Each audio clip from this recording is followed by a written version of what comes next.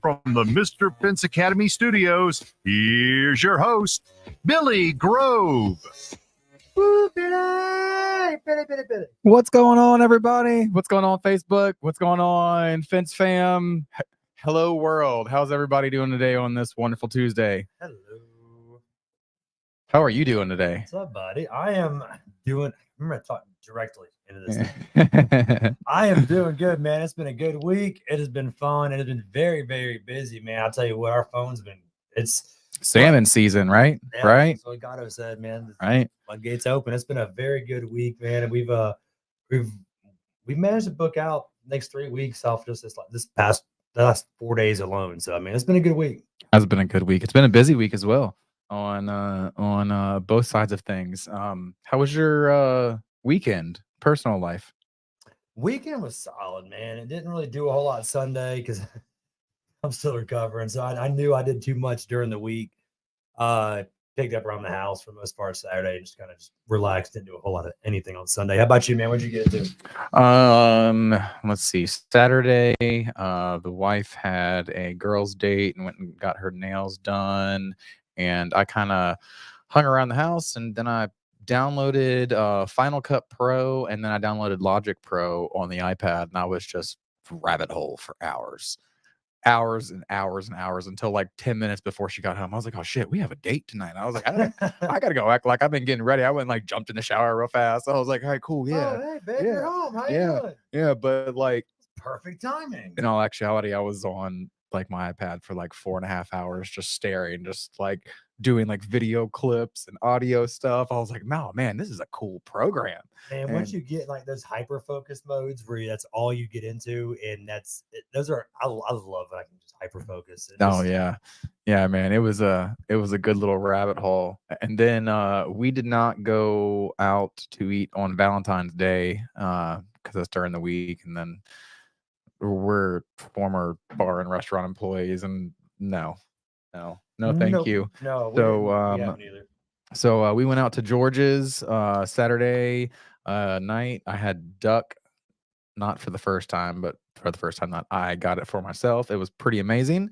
And then we went out to one of the local sports bars, played pool for a while. I got my ass kicked every single round. Your lady whoop your ass? Yeah, she did. She did. I was like amped going into it because I was like, oh man, we haven't played in a while. I'm about to kick her ass. And then I was just like, loss. And then like her friend got there. I was like, yeah. Stephanie, why don't you play her? Beat her, please. And then she beat Stephanie. And I was like, all right, let's move on to darts. She ran the table on y'all the whole night. Yeah, man. She kicked my ass and she beat Stephanie that one time. After like my fourth loss, I was like, all right, I'm done with this. I'm not losing anymore. Just sit in the corner and just milk your beer a little bit. Yeah. So that was our little Saturday night. We weren't even out late. I think we were home at like 10:45. I was 100% asleep. Yeah. And then I went to bed, and Sunday was just a chill day. Did some laundry and watched a bunch of TV. And then other than that, sounds like you're pretty lazy. Yeah, absolutely. On the weekends, I'm definitely lazy. But then, went back to work on Monday, went and played around with a pool fence. Yeah, we did. And that pool fence turned out pretty solid. Nice. Other than we had to get different size hinges, that nice. Pool fence really looked good. That was look. That's gonna look good once they get the sod done, and we can go back and get photos. Right now, it's just a bunch of nasty mud. I'm talking thick, like just sticky mud. It's so hard to walk out there with my leg.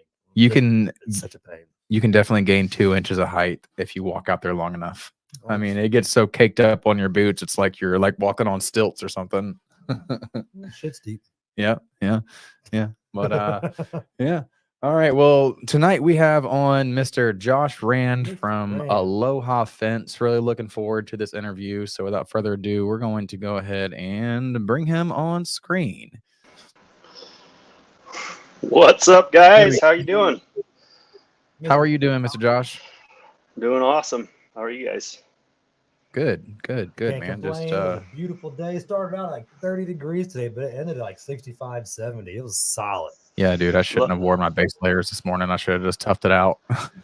Lucky you How about- guys. We started out with about 20 degrees and it rained. After it got up to 30, guys are soaking wet. But fortunately, we had some wood drying in the shop, so we had heaters going. Brought them I right saw back, that. and it was all good. I There saw is. that. I saw you got a truckload of cedar today. That was some pretty cool First stuff, wood, man. first wood truck I've ever bought. So I was pretty excited about that. Had to And share. there's a truckload of cedar. Full truckload of cedar. Yeah, we had That's two, awesome. 2x6, 1 by 6/8, 1 by 6/6, and some 2x4/8. So all the fence materials. It's all sold Nice. already. It's already sold. We Nice. gotta get going with install now. So Is cedar That's really where we're big at. up there where you guys are at? yeah, most of the suppliers we got, that's what they're supplying. We don't really get pine boards. I know I my envy you friend guys. my friend Cannon in Tennessee, they got a lot of pine boards they use, yeah, actually I'm looking at his spreadsheet, they got pine boards and a whole lot of pine. Not a lot of cedar options anyway. No, yeah. no, I don't. We don't get a lot of cedar down here either. I think the most cedar we've touched in the last 5 years was some split rail. Yep. I was like, what, 200 foot of split rail? And I'm That like, was it. that's about it. Like other than that, cedar's not a thing down here. It's just pine. So Yeah. there's that. Cool.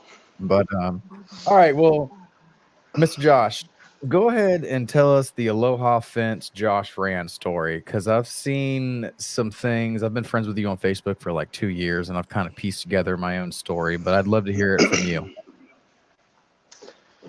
I got into fencing 1998. I had a buddy who owned a company called Best Vinyl Fence out of Utah. At the time, he recruited me from a framing job. I was framing houses, and he needed a producer, so he got me a job in a shop for another company, and he just needed me to help speed up his process because he was tired of waiting for he was a full-blown sub, and he would install as fast as he could. And anyway, he got me in the shop. I was able to produce for him. And then a couple years later, we moved. He said, "Hey, quit that job and go work for this other guy." So I moved over, went to them. They were a sinking ship. They ended up going bankrupt after 6 months. And then from there, I was so tired of dealing with customers that I went back to framing. And he continued on and ended up growing that after 10 or 15 years to he sold the company for between 10 and 20 million dollars. A couple years later, in 2009 or 10, somewhere in there, he ended up buying it back for $2.5 million.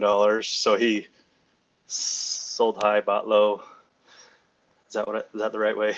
Made a lot of money in 2 transactions. We'll just say that. Right. Okay, something we all should strive towards. Anyway, I maintain friendship with him. He and I have known each other since we're 2 years old, and now he owns a lodge in Alaska. And every spring, I'll usually go up there and I'll build stuff for him, cabins and dock houses, docks, boardwalk, just random stuff. And for me, it's just total solace. I go up there and I just can disconnect. I do have phone service, but I can just push all the stuff to the end of the day. So when I was at the job that went bankrupt, went back to framing. I ran with that for 5 or 6 years till the recession in 2000, whenever, 8 or 9. 2008. 8, yeah, right around there. So I actually called my friend back and I said, "Hey, I'm in a bad way. I need a job." And he wasn't offering a job, but he said, "Hey, you can go to Travis Air Force Base and install fence." And I'm like, "Okay, what's that? How much fence do you need?" Because I was a carpenter. I build a lot of stuff, so building the fence is pretty simple. I spent 2 years at Travis Air Force Base putting in 5 miles of wood fence by myself. And Wow. 5 miles of wood fence by yourself, and it took you how long? 2 years. I haven't figured out how many sections per day that is, but I tell you what, I see your Mr. Fence sponsoring this, the academy. Start But getting the gears turning. so I've chatted with Sean several times, and if I'd have had some of the tools that he had, the thing is I could only go so fast production wise because I was waiting on landscapers and the production schedule. So that was a little bit daunting, I guess. If I'd have had more efficiencies by using those tools, like a straightaway and an equalizer, those two tools alone, I could have gone home at 3 o'clock instead of 4:30 every day, for sure. Equalizer is my hands down favorite tool. Yeah, if anyone's going to get any one tool, or like, I'm going to throw down something, a couple $100, get your equalizer, and you're off and running, and then make your money back on that. But in a wood scenario, that straightaway we're actually gearing up to do a straightaway job or a wood job. Obviously, some of you guys saw that. So we'll be using that here shortly. Anyway, I finished out that fence job and then went back and then I could see they needed help in Hawaii. So I moved our family over to Hawaii. We spent a few years there running a different business, and all this is me being self-employed. I've never really been employed by anybody, but we went to Hawaii, spent 3 years there, living there, and then I spent another couple years trying to set up both our Utah division and then the Hawaii division. And in Hawaii, it was called R5 Fencing. And then when we moved to Utah, we decided to call it Aloha Fence. And the first 2 years was a little rough getting going. Not like we didn't have enough work. It's just I was juggling both Hawaii and Utah, and that's extremely difficult, to run a business 3,000 miles away. And I was about to say that's a long ways away to be splitting businesses. Super long commute. What's that? I said, I bet the trials of trying to get that figured out was definitely daunting. I bet that was definitely a pain. Yeah, and then I'd spend my days, fencing away in Utah, and then I'd get home about 6:30, roll into the driveway, and then 2 hours on the phone with guys in Hawaii, lining out the next couple days, or the next day, or troubleshooting something, and it takes a big toll on you. And then Utah wasn't really growing, and Hawaii doesn't. The two divisions between Utah and Hawaii, it was difficult, super hard to run two areas for me. Some people can pull it off. I'll never do that again. I don't really love it, and not a lot of payout in the end of either of those. So we eventually rolled out of shut down Hawaii, and then I could focus on Utah. And so for the last 9 years, we've been cranking. We're always trying new stuff, new tools. We started off, my big thing was to start off with like a 550. Well, it was a 5500 Dodge, blew that motor up. But anyway, 3 trucks later, we're at the F550 flatbeds. There you go. We run the trailers, the goosenecks. The problem with that is then you got to have CDLs for that. So that's a hurdle, an obstacle, I say, that we got to figure out. How many people do you have in your staff that are CDL that can drive a CDL? Just me and my son. Well, my son runs Black Ops CDL, so he's not a CDL. He's not, and we're going to get busted at some point, but we're working towards that. But most of the transport I can handle, but we're also getting away from that, just the way our trucks are set up. And we, the bigger jobs, I can transport the equipment out to the job and leave it all there. And then each day-to-day task is just the guys will load up their trucks with the materials they need for that day, but the equipment's already there. So that works pretty well. It's pretty works. Yeah, and that obviously on the bigger jobs, it's nice because we got our guys on one crew on the job right now. They're going to be there for 2 or 3 weeks, and then recently so I feel like I've been banging my head against the wall for a long time, and I've been told what to do and how to do it. And I've sat through the academy stuff, and all the stuff that I've learned in there was spot on. You literally better, if anyone's ever going to that, or if you're interested, I highly recommend it. But if you're going to go to that, you need to be ready to apply the things that you learn, because otherwise you're just kind of it's like sitting in a movie. You get entertainment, and it was cool that you did it. But if you don't apply the stuff you learn, it's going to be tricky to feel like you benefited from it. But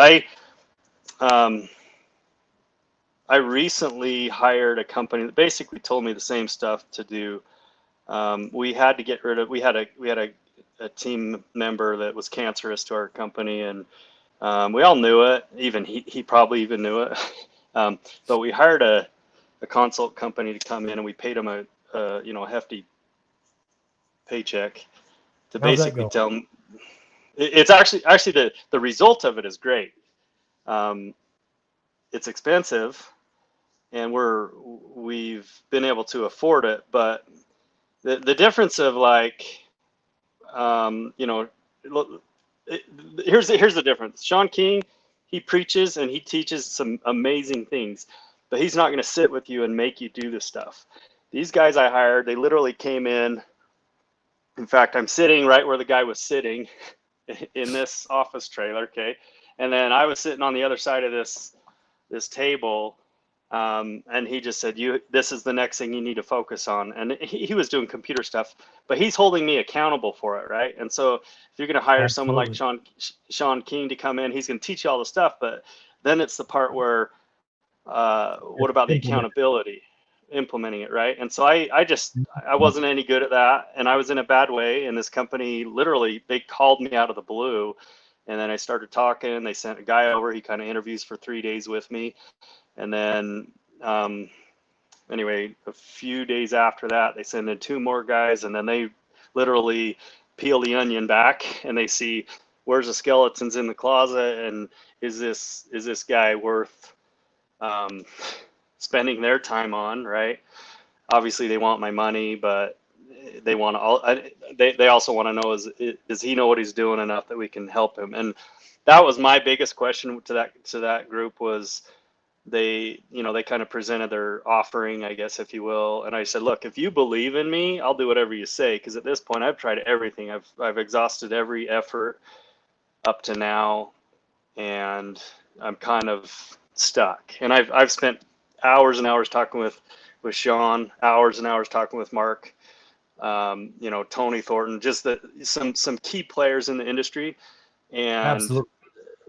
They're all very, very knowledgeable, and they all just about had the same thing to say. But again, they're not sitting in my office straight across from me telling me, okay, here's the next task, and here's what you got to do, right? And so sometimes you need that blueprint. What's that?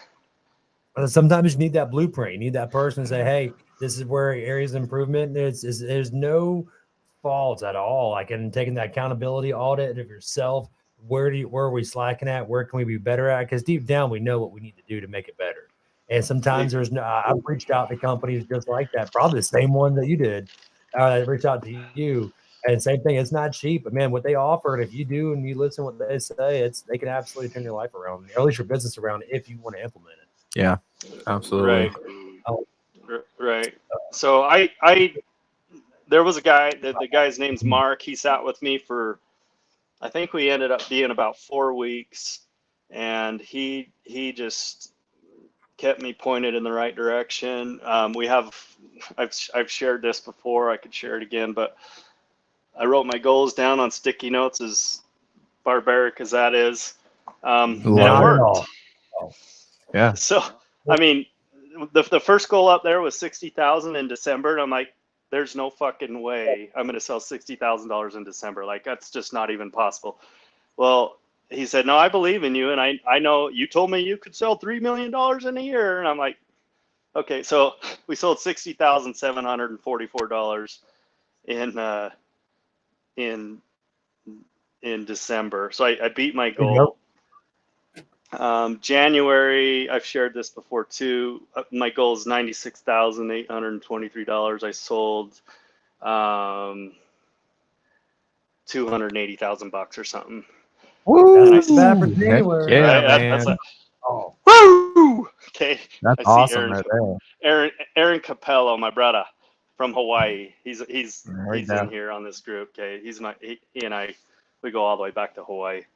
So there Nice. it is. Aaron. 100K in January is impressive, man. That's absolutely impressive. So 100, yeah, that was the goal. 96 was the goal, and we ended up doing 180. And I'm going to call that an anomaly because that's crazy, right? So then we go to February. I It's call it written hard work. $119,000 for February, and 10 days left, or if I, 8 days left. well, except that. Let's see if this pulls up. Okay, this is my sales tracker, and I started keeping track of this because I got curious. Well, right now today, 176,000 sold for February. Okay, so what's cool about that is that's, yeah, right. Let's hear that. 64% for the month, the capture ratio. Anyway, my point is I write these goals down, and all of a sudden I'm hitting them. And like in the past, these guys are sitting in here telling me how to run my business, and they're like, okay, what's your goal going to be for selling for 2024? And I'm like, I don't know. Am I supposed to have one? And they're like, well, yeah. So back up to first part of their conversation, they started talking about 2023, and we're coming into end of November, 1st of December, and they're like, so 2022 you sold 1.8 million about, and we're at 1.3 right now. What is the problem? And I'm like, well, I'm not selling, and just, my son, I just kind of let him run with it, and he'd sell when he could and whatever. Problem is when the customer would ask us when we could install their fence, we would be 4 months out, and that's a huge problem. Like hit or miss, maybe they wanted us to install the fence, but they're definitely not really willing to wait 4 months for that. And so they said, okay, you got to quit doing whatever you're doing, which was operation. I would call it operations and a lot of welding. They said, you quit that. You don't get to do it anymore. In fact, you're fired from it, and you're going to sell. You're going to just sell. And that's your main focus. Okay. So they switched my whole train of thought. We reorganized the company. We got rid of cancer. We put Bridger in the operations part of it. And I still coach and teach him how to do some of the welding and stuff, but I'm minimal, at best right now. I don't really have to help him a ton. I can line him out on it.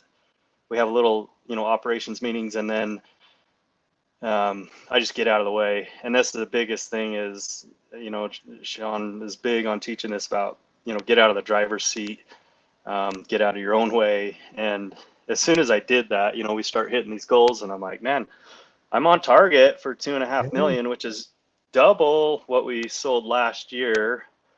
I'm ahead of target. In fact, David Gatto, he commented on one of my posts just a couple days ago. He said, hey, by the way, you're on your way to 4 or 5 million in sales, which again, and he knows what he's talking about too. That's that. He does. I listen. Yeah, I do. I listen to David. He and I chat often mostly about ice bathing and lifting weights, but What's that? anyway, I'm sorry, were you good? Yeah, go ahead. Oh, I was gonna kind of skip. Kind of goes into what you were just saying about having your son work for you. How is that working for you? Having your son helping you lead your company. How is that? How's those relationship? How does that work out? So a few years back, he was on an LDS mission. He calls me one day. They get to call every week. And he says, Dad, I want to come work for you for the company. I'm like, man, this is the answer to my prayers, right? I need help and somebody to listen to me and help me grow. So he gets home from his mission. We spend, the next year or so just cranking, and we're just not him and I so much as button heads, but situations were frustrating. We had that guy that was cancerous to our company, and those two were button heads. And I would say, Bridger, this is how you need to do it. And I want you to go like A, B, C, D. And he's like, okay, Dad, I'm going to do A, B, C, D. And then, and then by the way, tell, old man guy that knows everything, fence, our cancer guy, call him Don, which means old guy in Hispanic or in Spanish. Anyway, so, and that was his nickname. So it's not like I'm being rude. Anyway, Don thinks he knows everything. And Bridger would say, hey, this is what my dad wants us to do. Boom, boom, boom. A, B, C, D. And he's like, no, I'm going to do Z, probably C. And I'm going to lie and tell you I did A, B, C. Right. So that's what we're dealing with. And then that builds up pressure. So then Bridger comes to me about 6 months ago. And he said, he's too afraid to face me, which was sad, but he sends me a text and he says, hey, just so you know, I'm looking for another job. I can't handle this anymore. There's too much pressure. This isn't my resignation, but this is me telling you I'm looking for something else. And I said, That's pretty solid. it was legit. And I get it. Cause it's hard to, face your creator, I guess. I totally understood it, and I went through a real bad few months there because I was like, gosh dang, dude, what am I gonna do? I was planning on him being the successor, and I just had no backup plan to that. So I'm like, man, I've been doing this for 16 years, and I was hoping that he would step into this and help out. Anyway, I said, okay, before you move on, will you please do me a favor? And I want you to talk to some key people in the industry. Just hear me out. And he says, okay. So I had him talk to Tony Thornton, my friend at Best Final, who, bought and sold his company, sold high and then bought it back low. And then since has sold it again. He chatted with Mark Olson on my back porch under the awning. Dan Wheeler, I think I pulled him into it too, and those two talk. There's a couple more. I think I already said Tony Thornton. Anyway, my point was, and I called all these people individually and said, hey, look, here's what's going on. Will you please just talk to him? And don't talk to him in a way that you convince him to stay with me. That wasn't my goal. My goal was for him to have his perspective broadened, I guess, so that he could see, successful people in the industry and get a better understanding of where they're coming from and what they've been through. And maybe they'll share some insight on me. Right. And most of these guys that I shared with him, I've only known him for 2-3 years. One of them I've known my whole life, but very successful people, and especially successful in the fencing industry. So over the next month and a half, he coordinates with them, and he chats 1 to 2 hours with my friend that I've known most of my life. He spent 8 hours with that guy because he said, hey, if we're going to talk, I want to sit down with him. So I actually have to go to Middle Utah. It's a 4-hour drive there, 4 hours back. Let's put him in my truck and let's just go through it and talk. And so anyway, so 3 weeks later, we get into about November, and I'm pulling in this corporate company, and I'm like, well, whatever Bridger wants to do, he's going to do. I've got to just keep the thing going and figure out what I'm going to do. So we pull them in. They come in, and we're going through 5 different options on how this could work. And the one that I kept going back to and saying to him was, Bridger needs to be in command, and he needs to run the operations of the company, and I need to sell, right? So Bridger's operations, and I'm sales, plus all the the background stuff, like I order materials, move money around, whatever, all that kind of stuff. So we get him to buy in on that plan, and this is after we get rid of cancer, because cancer was a huge roadblock for the whole thing. Yeah. Once we had gotten rid of him, these guys went, and one of the guys actually sat down at dinner with Bridger and his wife, and they shared their goals with Mark, is the guy's name, Bridger and his wife. And he's like, okay, so what are your steps to get to those goals?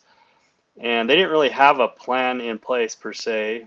And then, you know, the whole, well, we just kind of want to buy our own house. And he said, okay, well, how much can you afford? And then he told, you know, how much that house payment's going to be. And they're like, well, we think it's about this much money. And he's like, actually, let's look that up. Right. So he pulls up the internet, something, mortgage calculator, and he shares that with them. And they're just blown away. They're like, that's like 3 times more than we were planning. And he goes, right. Right. And he let him sit on it. And he's like, okay, so what's your plan? Like you're far away from that. Doesn't mean you can't get there, but you're far away, and your only vehicle, or your best vehicle, is to just hunker down, stay put, and help the business grow for now, right? So we get through all that. Bridger recommits, his wife recommits. We got them both to commit. They're on board for 3 years. So if that's all I got, that's great, but it's helping us. The other part of our plan was to get, you know, subcontractors involved, which is where we're at right now. And recently we just had, we've pulled a couple different subs in. There's a small company that's near us that actually inquired once they heard we were pulling subs in, Zion's Fence. The guy's name's Thomas Poole. I've known of him for probably 15 years, crossed paths a couple times. And then recently in the last year, he and I chatted a little bit, and then a month ago, he's like, hey, I'd be willing to do some sub work. Anyway, so he's done 1.5 jobs right now. And then obviously Victor Vasquez is a huge help. And when I was going through my dilemma, I almost call it rock bottom. Victor and I chat often, a couple times a week, especially when we're working on a job. Old VV. Yeah, buddy. The dude knows what he's doing, for one, and Yes, two, he just straight up said, when I'm in tears, and I'm like, I don't know what to do. And he just says, well, how can I help? And I hadn't really even thought of what he was getting at until that point. And he goes, well, what can I do to help you? And I'm like, well, I need more installer. I need my guys to go faster. And he's like, well, what can I do to help you? And I'm like, you want a sub? You want to do work for us? And he's like, yeah, if it pays right, let's roll with that. And I'm like, all right. We did like 5 or 6 jobs, and then I could tell he's literally handing him the check at the end of each job. And at one point in there, we had a conversation, and he said, hey, I really need you to get me this amount of money per job, because I'm driving 2 hours or an hour each way, and it's all overtime, and so I need this much. And so he just spells it out, and I said, okay, give me 2 more weeks. I'll start selling the jobs at that price. Unfortunately, right, in the area we're in, we have that opportunity where I figure out what he needs. We scrape a little off the top. I get the materials there. We deliver everything. So he kind of just drives into the job, and he's ready to go. So that's how we're working together to build each other up. So he's got a goal of 10 million in sales. It's freaking ridiculous, but he's awesome, got 10 million. Awesome. It is. It's super awesome. And he hasn't ever reached it, but it's his goal. And I'm like, well, hey, I'm going to try and help you. And I'm pushing him, and he's helping us by pulling us along. And so, him reaching his 10 and me reaching 2.5, it's a team effort that we're going at it, a different approach, which I don't know that there's a lot of other, I haven't seen anyone else working together yet. I'd imagine there probably are other companies working together, but. Oh yeah, we're in the same boat as you are. After I broke my leg, we couldn't quite install the way we used to install, and we didn't have really the manpower that we had prior to my injury. And so that's what we had a sub crew today, started a driven job. They're going to finish it tomorrow while we went off and did other things today to make money. Yeah. Subbing is absolutely a very good way. Like especially for in your predicament, like you're talking about stuff like with us. And you think about it, that's all you go back to talking about David Gatto. David Gatto is the same way. He subs to 13, 14 different installation crews. And I mean, that is obviously probably going to be the way of the future with a lot of this, is to where, because you can really reduce your overhead. You can really know how much the jobs are going to cost ahead of time, as far as manpower, hours, all that good stuff. So far, And we're all about it. We're willing to pay to train. So we'll pay our subs to learn our way. That way, when we know to vet them through. Like, we're gonna pay you to see what you got. Come work with us. Come work with our guys. Come work with Billy. Come get trained up by him. And at the end of it, here you go. So I think Yep. you're on the Yeah. right. I think that's awesome, man. I think you're rock and roll with it.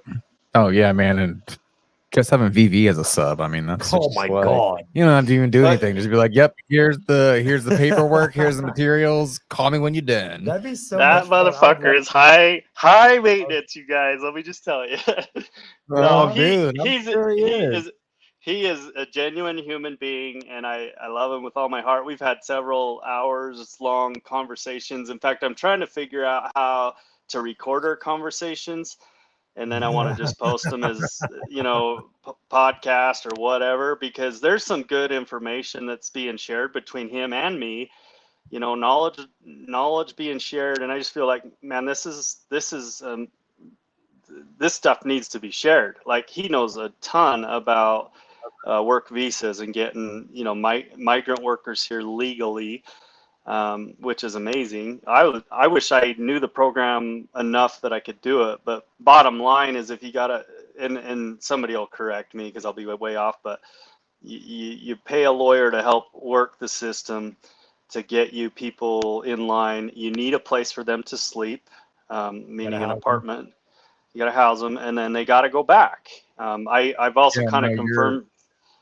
You're exactly right. We actually, what was it, last year whenever we were Yeah. there at our last shop location, and we were We shared it with a landscape company. We shared the property was a half landscape and half us until we got evicted.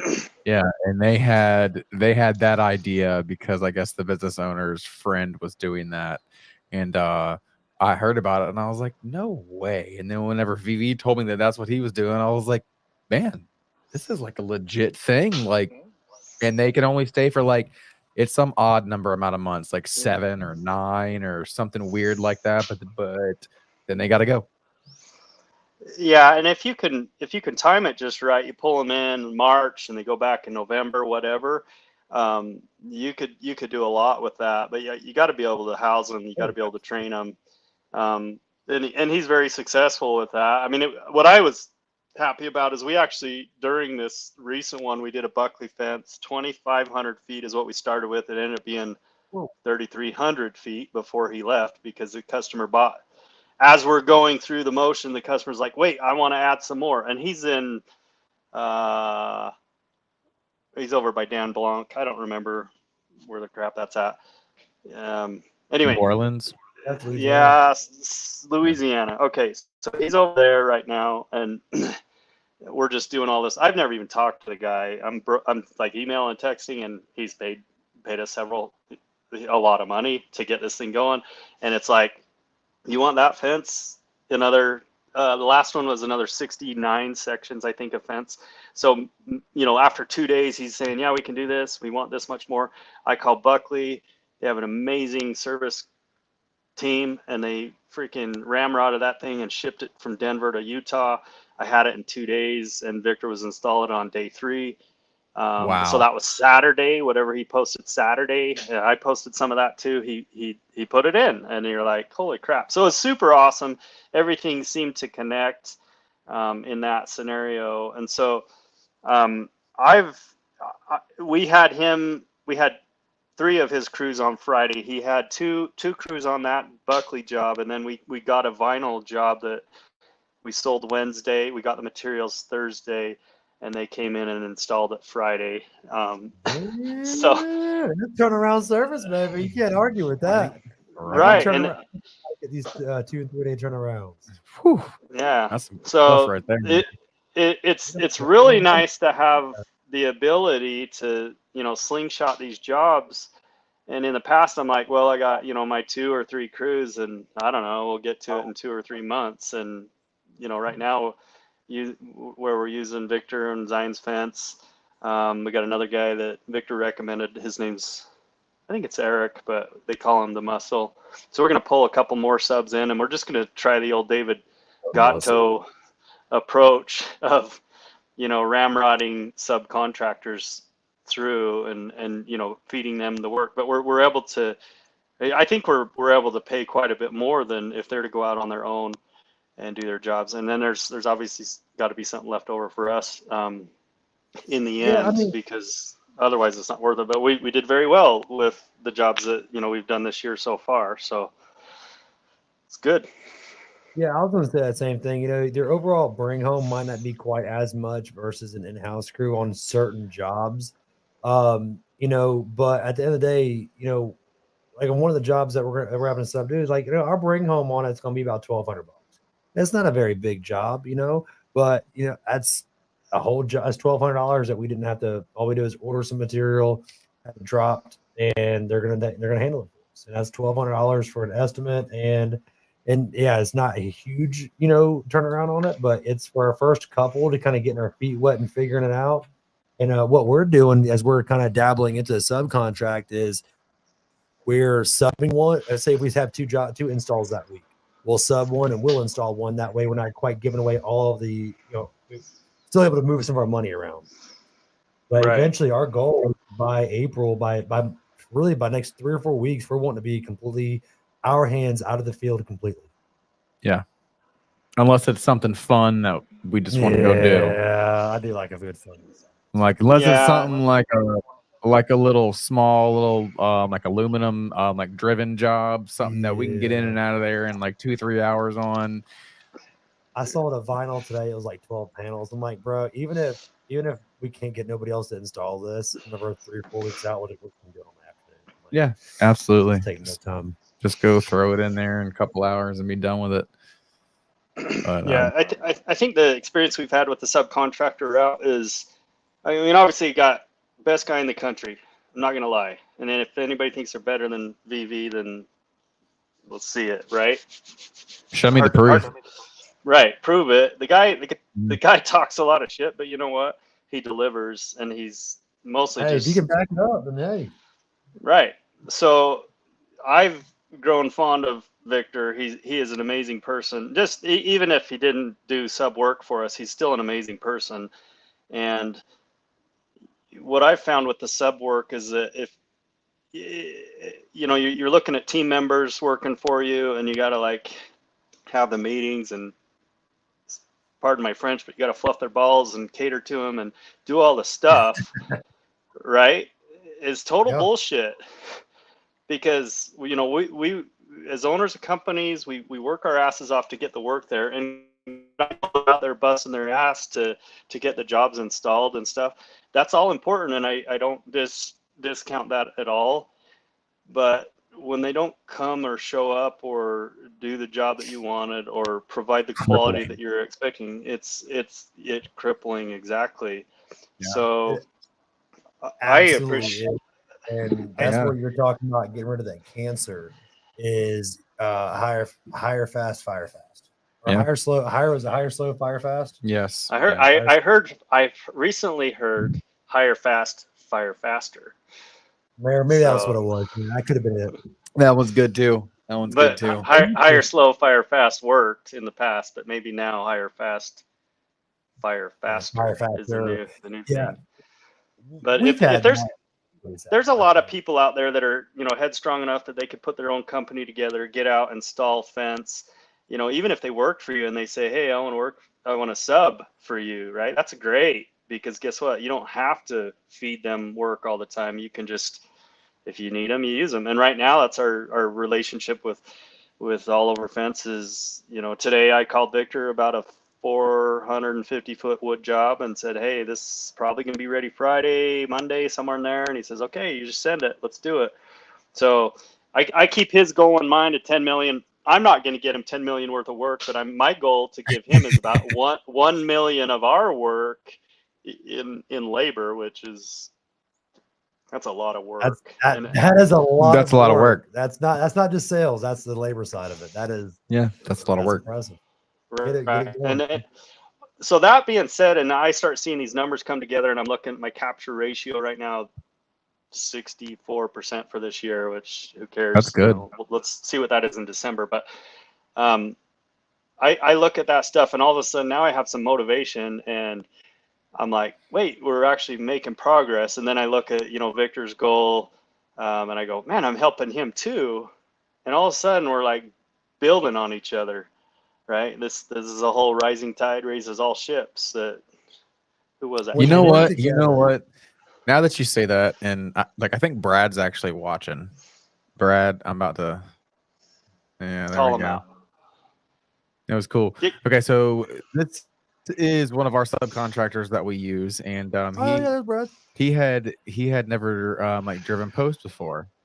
So after I taught him how to like drive post, apparently he's been selling like his own driven jobs and Renting a driver. like Solid. renting a driver. Like I like caught up last night. I was like, bro, I didn't know that you just went full force with it. That's really cool. And he was like, dude, you showed me a really cool process, and I'm not just gonna just leave it there. So I'm going to implement it in my company, and I very much appreciate it. I was like, that is, dude, I love that stuff right there. Like the fact that I could not just pay him, but like teach him and then pay him to install, to handle, to solve problems, to get stuff done, and to better his company at the end of the day. I was like, that's awesome, man. I love it. He gets to help his customer deliver a better product, and also when it comes full circle, now since we have a storage facility, he wants to start buying his material from us, and it's like, man, the rising tide brings all ships, and that's how it is right there with Brad. Right. And speaking of of the VV, devil, he It showed says up. we drive it on Friday. So he's going to drive his Ford up to Heber. What he's referring to is I'm actually sending Bridger over there. Bridger's been through the Mr. Fence Academy training in where's Sean at? Indiana, right? Indiana. Yeah. So I flew Bridger over to there a couple years back, and so Bridger learned all about the pounding method. Recently, in the last year, about a year ago, we got our first sky drill. We run a hydraulic pounder in our area. It's extremely difficult to pound, but there are some opportunities to do it. This job that Victor's talking about is poundable, I think, and so we're going to go ahead and use the King Plus method on it, and we're going to get him going on it. So I've committed Bridger for 3 to 4 hours with him to teach what he knows so that Victor can successfully pound a job. I know he's going to talk smack about it and doesn't want to do it, but Victor and I have also had the conversation. Be King Plus. Victor's going to be King Plus in it. No, I need video evidence of like this. FaceTime. All right, Victor, live. Sean's on right now. I don't know what he says, but he's watching right now. Victor's gonna be okay. VV, all right, that's awesome. We live stream it. So here's the thing. He and I have had a hour-long conversation about pound posts and gone back and forth, and he said, Sean's saying Victor already called him about tips. Victor, don't you worry. And then between Sean and Bridger, I even called Sean King on Monday. Look at that. There we go. Everybody playing along and playing nice. Look at that. Look at us work together. So right? We're parking Bridger over there, and we're going to have Bridger teach him everything he learned from Sean to help him get him on his way. And the thing is Victor and I have had a long conversation, and he's, I see his, 1.5 or, 1.2 sections per hour in the normal scenarios. And to be honest, it's a hard sell to beat that, right? So if you get guys out there pounding posts, and by the time you put the, your cost and figure it all out, I've done, a lot of thought into that. And I'm like, you know what, Victor, I don't know if pounding is actually any faster for you. And if he can't go any faster, what's the point, right? The whole point of pounding pipe is to go faster, to increase our production, our output, so that we can do more jobs, right? There's a little bit more expense in all this because you got to buy the pipe. It's, $20 to $25, whatever.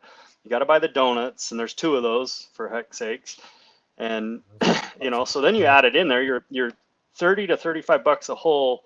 But if you back out of that, the labor, right? So now you got to go backwards and cut it all out. It's still more expensive materials wise, but where you get it back is the increase in production. And so the idea is that you go faster on the jobs, you can put less manpower on them. Your guys aren't as tired at the end of the day. And then that allows you to go do another job. If you could get, I don't know, 10, 15% more. Yeah, but Production. is pound and post really going to be faster for Victor? Yeah, Matt's is a freak of nature of his numbers. I mean, I really want to know. Like, like he's the only one I will ever actually question about that. Like, yeah. I mean, if I'm gonna have to set up the camera. Maybe we'll just do a live stream the whole time. I'll just run the tripod. Yeah. What do you think Man, of that? Let's do man, it. that would be cool because I'm telling you what, I think Victor might beat him with his dig and set method. I mean, If you had like his guys are so fast. Like, dude, they are so efficient. I remember he called me a couple weeks ago or something about some staying, and he was like, "Yeah, the guys threw in like 150 or 160 poles, and they were back at the shop by 2." I was like, "What?" I was like, "They did what?" Okay, so here's my take on that. Right, Mark Olson flies from Florida to Salt Lake. Tells me he's coming. Actually, I had Mark stay at our house, and Mark's doing his YouTube recording. And Mark invites me to go over there, right? So I go over there and I'm watching. Mark's mostly watching and doing his documentary stuff with the video. And I'm out there, I dig a couple holes with them, and I'm kind of just paying attention to the whole process that they're going through. And I'm like, you know, they're a steady stream. Every one of his guys knows exactly what to do. There's not a whole lot of yelling going on, even though Victor's in command when he's there. The impressive part is that he's not always there. He's always there on my jobs. I don't think he needs to be, but he just wants to be. But it's not that much different than if you're a high, well-oiled machine. But the difference is that he can do it day in and day out. For sure. You know, every single day. And Consistency he has is key. support. He has support back at the shop that they got the next job ready. So they just roll in there, they offload their stuff for that day, and then they go out. You know, they're set up ready to go. So that at 5 or 6 in the morning, they're to the next job. And then he shows up to my jobs an hour away at 7 o'clock. That's before my guys even show up to my shop, right? So super impressive. He's already on the road for 1 hour, and my guys are getting here at 7, and he's already on the job sites at 7 o'clock. So, Wow. you know, there's that, right? Yeah. So we're gonna line up Bridger with we have a hydraulic pounder sky drill. It works well in our area. When I researched the pounders, I talked to Chris Gass. I saw he had a hydraulic one and he recommended sky drill, so I started looking at that. Sean's got the air powered ones. There's probably an air powered that will do it, but I don't want to pack that big compressor around, so that doesn't work for us very well. So we want this hydraulic pack. 2 guys can pick it and set it. It'll hit 94 pounds per hit or something like that. And it's, 60 to 80 hits per minute.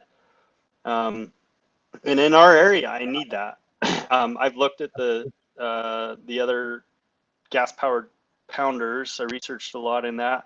And it's like a ping, ping, ping, ping, ping when it hits. And I just like, that would probably work really good in sand, and it might work in clay, but it will not work in our area. I need something that hits hard, but just smaller than. I don't want to use a machine, right? So I sized it to the hydraulic. It's got 20 feet of hydraulic hoses on it, and then we just, it's got wheels, so you just kind of roll it as you go. It works really good. We pound a lot of posts. So Bridger will be heading that up with Victor on Friday.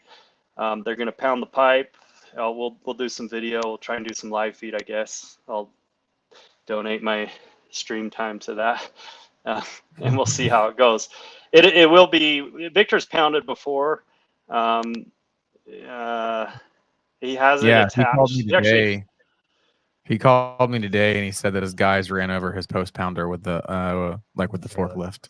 He was like, is the US hammer really all that it says it like to be? I was like, what are you using it for, first off? He was like, T-post and chain link. I was like, all right, well then buy it. Well, I got a question for you. With all the hard digging, with the driving conditions that you guys deal with, obviously having the hydraulic driver makes things a lot better. I can only assume that you guys are driving schedule 40 post, correct? We drive schedule. Well, it's 20, 40. Our GPI or hinge posts are 40. The schedule 20s will still go in the ground and they still hold up solid. But they don't mushroom on top though, because we mushroom. They absolutely mushroom on top. So we make sure our donuts are on first, and if it's a vinyl fence, I don't care if it mushrooms as long as it doesn't mushroom too big. Right. But that being said, we actually just recently got the pucks on the last that we did a chain link job in middle of Utah in November, I think, and that was the first time we actually had the pucks available. So we still had to cut the tops, but it was very minimal. If it was vinyl, I wouldn't have. There's no reason to, and it never got stuck. Right. But the pucks we bought were, I think they were super cheap. So I know they're Chinese, and the Chinese metal doesn't seem to be as solid as the American stuff, obviously. So if I had some American pucks, I don't think I'd have the same issue as much, or the same amount of mushrooming as we had with what we bought. But that was kind of a hurry up, Bridger, just order some pucks. And he found some, and he's like, these are like $70 a piece. I'm like, that's $300 cheaper than the others. Let's roll with it. Yeah. They worked. They still mushroomed, and we still had to cut every chain link top. But with the Portaband saw, it wasn't that big a deal to cut it down. It's not horrible, but it's not horrible. I know we will. You made a comment about driving in sand, and we're in Florida where we have a lot of sand, a lot of clay, and stuff like that, and we will absolutely destroy a 20, and we've flattened plenty of 40s that we've had to knock the hell out of the machine. Like it still happens here. Yeah, there was a 40 weight that you mushroomed real good out of that pool for the vinyl for the corner post. I was looking at it whenever. I damn sure did. Yeah, at the apartment complex. Yeah, and that was a 40 weight, and it is mushroomed on the top. I was like, holy shit. Yeah. But yeah, most of the mushrooming that we have is going to happen not because of soil conditions, but because of the rocks that are underneath the soil. So, we're pounding right on top of a rock. But I could say our average rock size is between 6 and 10 inches, the majority of it, just from what we've dug out everywhere. And so it's pretty predictable. We can just kind of move over 2 inches or something. It sets us off the perfect layout. But once we get off there, we can usually go ahead and find a place to pound through. And so pounding works maybe 60% of the time. I know Joe Everest, he mentioned that he just straight up can't pound at all. When I was in Nashville, I was looking at that hard rock or hard pan or whatever that is. I'm like, man, you never pound there. You'd have to drill that like something serious. And so in our area, it's just rock. You drill down, and even if you had to, you could. We've dug down before when we're drilling, or we just take a bucket on an excavator and we dig a big ass hole, and then it sucks because you got a whole lot of concrete that's got to go in there. But we're throwing rocks back in at the outer perimeter of the hole to help build the hole up, but it's not the best scenario, So we're all about pounding when we can, but it doesn't work for every area. And so not even that. I mean, it doesn't work for every single hole in our our numbers our are neck more of the than woods 60%, too. But I mean, I'd say most of our stuff that we're pretty fortunate, because I would say most of the ones that we can't is just stupid root balls. Just where you go to drive and you can't get through, man. It's just so much stuff. Most of it's in these like super old neighborhoods that have had like 3 fences, 4 fences in their lifetime. They've all been chopped post at the ground level. So even if you're like, okay, cool, this doesn't work right Let's here. shift Let me over. go Nope. 3 inches. No. We And had then you that keep one- going and going and going and going. And you're like, oh my God, like the when one is it you going to stop? stained- The one you stained today. The one I stained today. The corner post. This is probably the third fence that was going in on this property. And the corner post, no shit, when they dug this hole, they just threw in a full enclosed bag of concrete. They didn't even bother opening the fucking Nope, bag. they just threw it right in there. They just threw it right in there on there with the whole bag. still was got that still wrap? on it and everything. Yeah. It was a corner post and Yeah. it had to go there. So Billy started digging it out. I didn't dig it out. I get there and he shows me this. Dude, concrete. we could fit 2 people in that hole. Oh man, so it was supposed to be a driven hole too. That sucks. We could fit 2 Yes. people in that hole once I got done digging that post out. And I was like, buddy, I don't think we're gonna be I'd say- I don't think we're gonna be driving this one. I was like, I think we're gonna have to set this in concrete. You know, you talk about calling Sean King and stuff like that. I had a question for Sean. Right, I reached out to him last week. We sold a small vinyl job with tan vinyl, and even though dig with the donuts and whatnot. Only problem is this is a scenario that we have to deal with is super low water tables, and so this guy is down on the south side of town where we're 5 feet above sea level. And where he's at, he's very close to the swamps and to the marshes. And he's worried. He's like, he goes, how far are you going to drive that pipe? I'm like, well, it's an 8-foot pipe. We're going to go 5 feet down, 3 foot up. That's going to be halfway inside the post. He goes, all right, cool. He goes, but what if you hit water? Like, what if you hit? I was like, well, and so that was the whole other thing that we hadn't thought about. Holy shit, we may, just hit water table like this. We might get a good solid footing on it. So I think what we're going to do is we're going to move ahead with the plan on driving the post into the ground, but we're also going to take a pallet of concrete with us in the event that we do have to dig. In the event that we do hit a low water table, you can see standing water in the dude's backyard. But in the event we have to do that, we're going to auger the holes out, bore them full of concrete, pack them, drive them through the concrete, and that way the guy kind of gets the best of both worlds. He still gets that metal insert. There we go. So and he agreed to it. Let me just share with you the Golden Gate Bridge had a whole bunch of ocean surrounding it.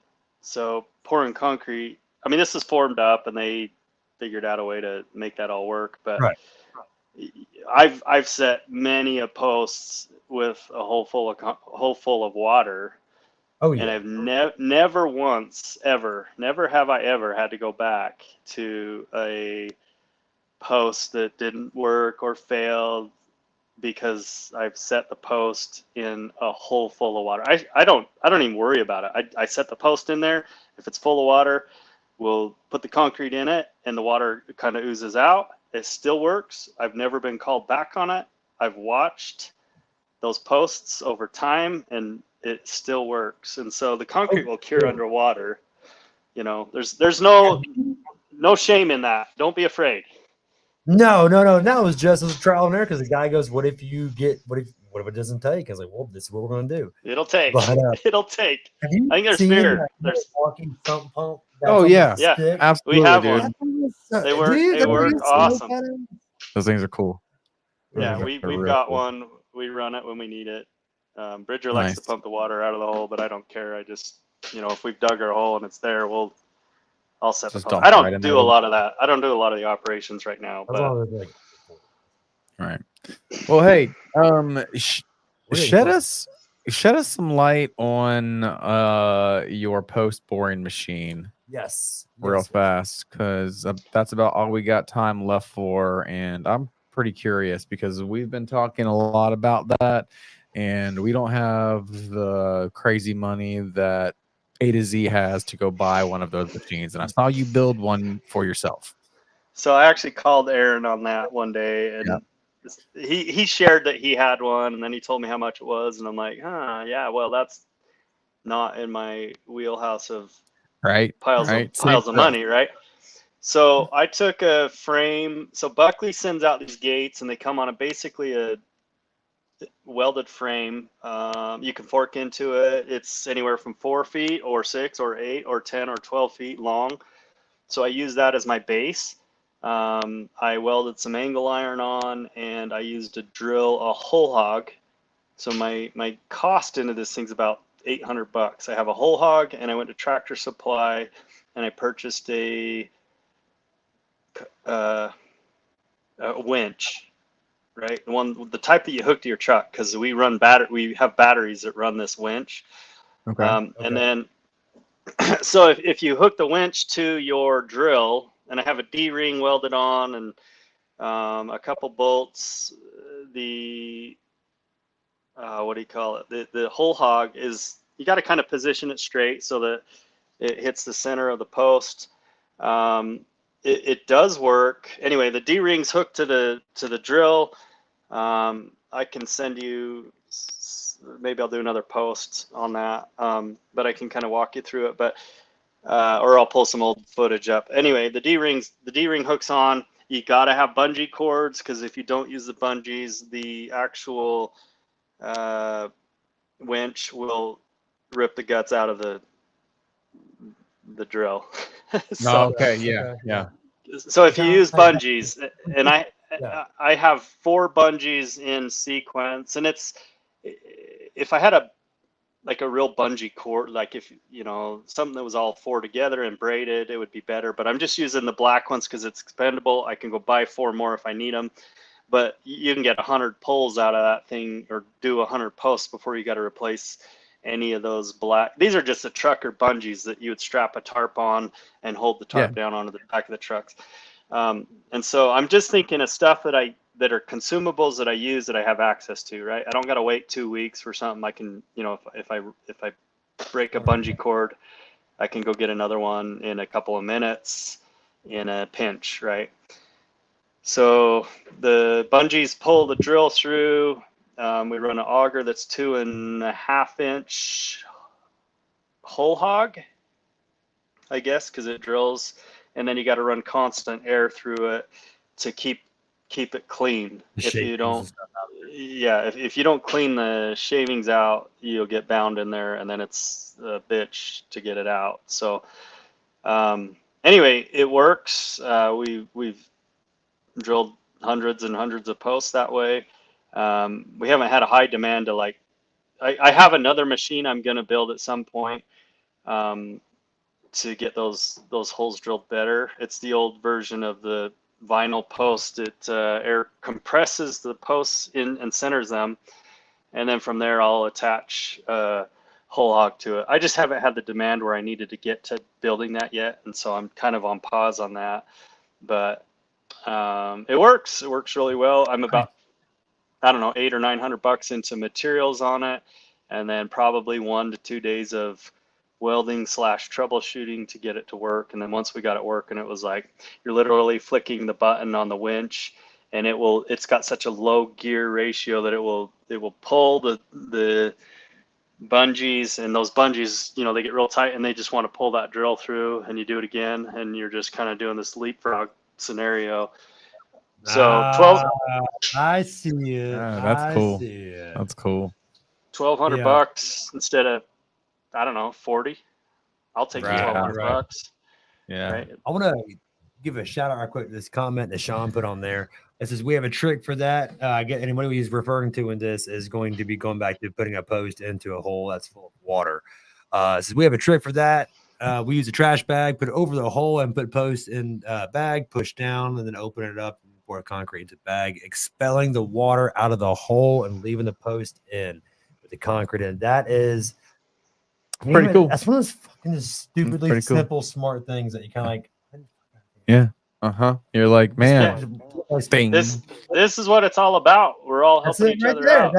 Right? That is tips and tricks. Go-to, easy way to get water out of a hole right there. And that's like, because you gotta have trash bags on your truck. You know, trash bags. I mean, I know, right? You're gonna have them. We got a whole box of them. But there you go. All right, Mr. Josh Rand, we are hitting time limit tonight. Anything else you have to add for anybody? Biggest thing, I think it's important that everyone that we share and we work together, because when you work together, we can move the industry forward. And I think it's what the majority of us are trying to do is help each other out. If you can leave guys in the dust, or you can bring each other along. I mean, clearly an example, Sean's helped me in several ways. I've spent a lot of hours talking with him on the phone at his academy, at the events. I spent time talking with Mark Olson, Tony Thornton, Joe Everest, some big deal people. And then, I take that, I implement it. I run with, Victor Vasquez right now, and we are working together to make us both look good, right? This isn't about I'm the prime contact in this, and Victor's a sub. No, this is hey, we're working together to help each other reach each other's goals. And in the end, it's pretty amazing, the results of working together. So I think if everybody works together to help build the industry, then we're all going to be winners in this. And that's what it should be about. If your goals are focused on yourself, then, fine, take it, run with it. Hopefully you make it. But if you can help someone else along the way, then that's what I'm about. I'm very open book. I'll share whatever. If someone calls me personally, I'll share important stuff with them or share my life with them. I think it's important that we just work together, because that's what it takes. This is a hard work. We all picked a hard business to, digging holes isn't exactly easy. I imagine there's harder jobs out there, but absolutely. Yeah. right. But this is one of the hardest ones. You're at the bottom. Man, I love helping people, and I have a very open mind, and I might not agree with everybody, and I might not like everybody, but that doesn't mean that I'm not going to treat them in a professional and a respectful way, regardless of how I feel about them as an individual. Is that what the neighbor said about you today? That neighbor was pissed. All right, bro. I was like, look, man, look, buddy. I'm sorry that I'm coming out of your backyard while you're coming in, and that your neighbor didn't tell you I was gonna be there. But don't please don't yell at me, because I don't even know your name. I don't even know your name. But you're 100% right, though, man. Sticking together and just everybody. A lot of that comes with time, experience, and maturity. What you're talking about is a lot of time, experience, maturity. It's not just the fencing world; it's just in life and all. You get a lot of these cock-strong young people. I'm 35, almost 36. I guess I still fall into that young category as well, too. But you get that young mentality to where they think everything's a competition, and we've all been there. We can't say we haven't, because we all have. I can remember very vividly 4 or 5 years ago, Sean King trying to give me some advice on the gate, and I thought I was Billy Badass, and I did not need his 2 cents. And you know what? I realize now just how small-minded that way of thinking is. And to think about where we are now, 4 or 5 years later, because you shut your mouth and open your eyes and you open your ears, then that's where you can really start to learn stuff. It's not that everybody's being mean. It's not that everybody's being bad or being a-holes or this or that. The only way you're going to learn is by shutting your mouth. You cannot learn by speaking. And that's what a lot of what you're talking about comes into, is just having that time, that maturity level to be willing to shut up and listen. And learn. Yeah, absolutely. Yeah, and that's exactly right. With all these naysayers or these keyboard warriors that are out there trying to flex or whatever, you get into a lot of the dry pack or pound and posts or all these things. Most of the people in there, they're negative comments, and then you start digging into it, and you're like, this guy's never even tried it, And so and there's that. But at the same time, as I think about it, I don't have any time for. I'm too damn busy to be giving a shit about what anybody else is doing in their business or who they want to be talking about over here or doing over there. Billy's all the time. Hey, did you see what they're doing or who's talking this shit? I'm like, oh, fuck. Because I just laugh because I have all my my group like notifications on, so I see every time someone posts, and so I'll just be sitting there if I'm bored watching TV. I'm like, oh man, this is funny. Oh, check this out. So that's what that was about. Yeah. But so Mr. Josh Rand, we are going to call it a night because I'm ready to eat. Corey, are you ready to eat some dinner? I've been going strong since 4:30 this morning, man. But hey, man, we very much appreciate you coming on and everything. If y'all want to go follow Josh Rand on Instagram or Facebook, here's his Instagram, same as Facebook. Go to Aloha Fence. Always has the good, like motivational posts. Love your ice bath stuff as well. But you guys go give him a follow, go give him a watch, and see what happens. And again, thank you, Josh, for coming on tonight, and we'll talk soon, buddy. Thanks for having us, man. Okay. Thanks, Thanks, guys. Later, buddy. Thank you for having me. Sorry, Josh. Didn't mean to hang up on you like that. Good stuff, man. Good Right. stuff. That was a good time. Yes, sir. Yes, sir. And we want to thank our sponsors, Mr. Fence Academy, for sponsoring like tonight's show. And other than that, you got anything else? You, You want to hit the button? which button? Oh, yeah, in a second. The green one?